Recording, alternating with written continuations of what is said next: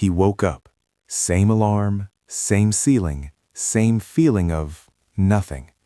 This was his world, a grayscale loop of wake, work, eat, sleep.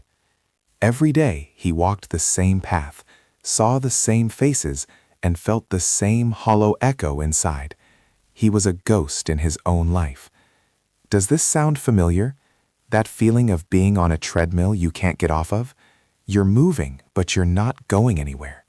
He felt invisible, trapped.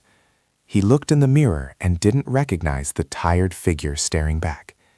One morning, something snapped. It wasn't loud. It was a quiet, desperate whisper. No more.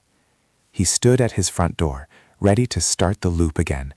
But instead of turning right, the way he always did, he turned left.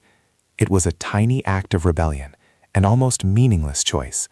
But on that new street, he saw a small, forgotten park. A single tree stood there, its leaves a vibrant green he hadn't noticed in years. For the first time, he felt a flicker, a small spark in the gray. That evening, he felt restless. He rummaged through an old closet, a place full of forgotten things. He found a dusty box. Inside was a simple set of paints and a single brush, a gift from long ago. He hadn't painted in a decade. He thought, I'm not good enough anymore. The voice of doubt was loud, but the flicker from the park was louder. He took out a canvas. It was blank and intimidating. He dipped the brush in blue paint. His hand trembled. He made a single, messy stroke. It wasn't perfect. It was just blue. But on the empty canvas, it was everything. The next day, he took his small, simple painting to the park and sat under the tree.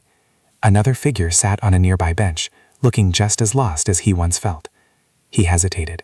Fear told him to stay quiet, to remain invisible. But he remembered the gray. He walked over, and without a word, just showed him the painting. The other figure looked at the messy blue stroke, then looked at him, and he smiled, a genuine human smile. In that moment, a connection was made. The gray world didn't vanish overnight. There was no magic fix, but there were now moments of color. The blue paint stroke, the green leaves of the tree, the warmth of a shared smile. His life was no longer a perfect, straight gray line. It was becoming a messy, imperfect, and colorful canvas. He realized the prison wasn't the routine. The prison was the belief that he couldn't change it. The escape wasn't a grand gesture. It was a single step in a new direction, a single stroke of a brush. It's the small acts of courage that paint a new world. Your world might feel gray right now. You might feel trapped in your own loop, but you hold the brush. You choose the direction. Your one small change is waiting. What color will you choose today?